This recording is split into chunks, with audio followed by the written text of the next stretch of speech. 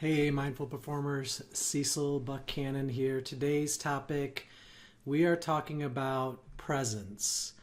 There are so many times when our bodies are present, whether it's in a meeting or in a conversation or at an event, a sporting event, a concert, one of our kids' band concerts, wherever we're at, and our mind is not present. So clearly our body is sitting there, but our mind is completely somewhere else. And we're either not paying attention to what is being said, we are missing our child's performance because we're worried about work or a relationship. So I wanted to talk today about a few ways to become more present with your mind when you are in those conversations or in those meetings. And I'm sure you've all had this happen where you're sitting there and you are either you're providing a ton of detail to a coworker and you've gone through all the background detail and all the progress to date, and you say, okay, so here's the next steps, like we got to do 1, 2, and 3, and you're like, oh yeah, okay. And they're like, could you send that to me in an email? Like, could you summarize that? And you realize that they were, well, either if they're face to face to you, they were not paying attention to you at all. Or if they were over the phone, they were sitting there doing email or writing up a report or something besides being present with you in that conversation. I know that I am guilty of this, and I'm making a conscious effort to change this. So a lot of times we'll have Skype calls online. So it's an online call, you dial in. I think everybody's done this at this point. I don't have to explain Skype. And a lot of times your Outlook is open, your email is open, and it's so tempting to just switch from the Skype call, because all it is a screen with people's faces. It's usually not video for us, for me. And just catch up on Outlook, catch up on emails real quick. Just get through them, catch them up, And the next thing you know, somebody's asking you a question, and you were so wrapped up in the email that you have no idea what question they just asked you. And so you say, oh, sorry, I was on mute. Could you repeat that? That doesn't even make sense, right? But we say things to delay saying that, oh my gosh, I was not paying attention to you at all. I hope that some of you can relate to this. And I saw a little meme or a poster yesterday as I was putting together a presentation that had, the past, the future, and then the person in the middle standing there as present. And then it said, body present, where is your mind? And that's what got me thinking of this. And of course, Dr. Joe Dispenza talks a lot about being in the present and the present future versus the present past. So instead of worrying about the past, you plan or create the future by being in the present moment and generating a good feeling. So let's get into some of those things that allow us to become more present.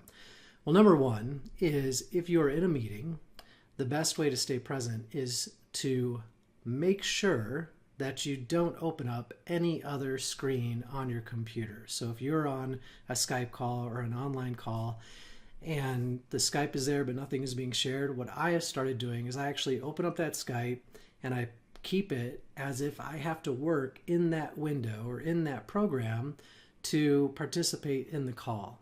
Or I pretend that if I move away from the window that it shows people that I'm not present at the meeting. Actually, there's programs that do that, that'll show that you're not on that window.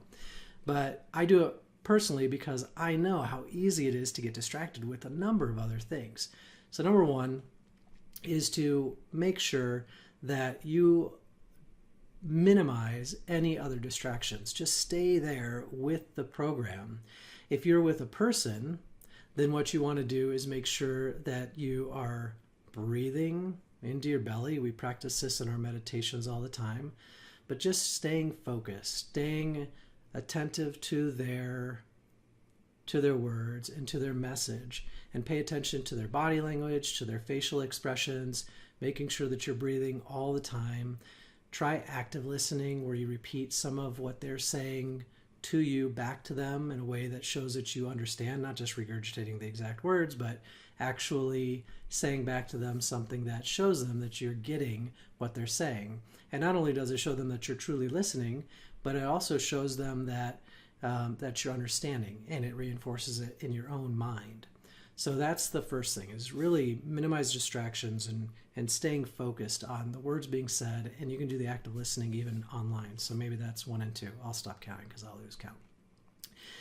The other way to stay present is to make sure that, I totally spaced what I was going to say here. I'm not very present, I guess.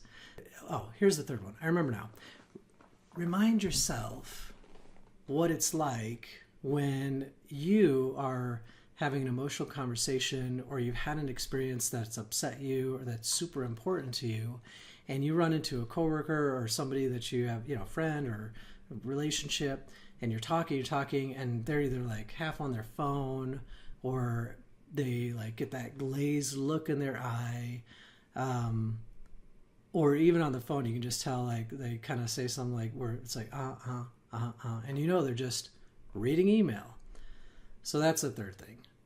When you are tempted to stray away from the conversation and to be present with the person in front of you or with the team in front of you, remember what it feels like when that happens to you, because it happens to all of us.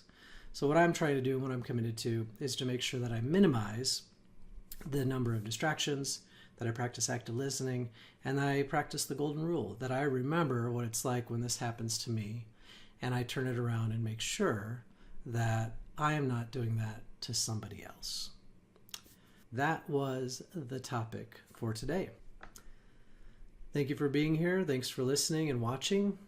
If this topic was useful to you, please make sure that you like and share. And if you'd like notifications of when I go live or when I post new videos on my YouTube channel, please be sure to subscribe and then click the little bell or notification icon there, and you'll be notified as soon as I go live right on your phone, as long as you have YouTube installed. Hope you have a great weekend, and don't forget to eat your cantaloupe.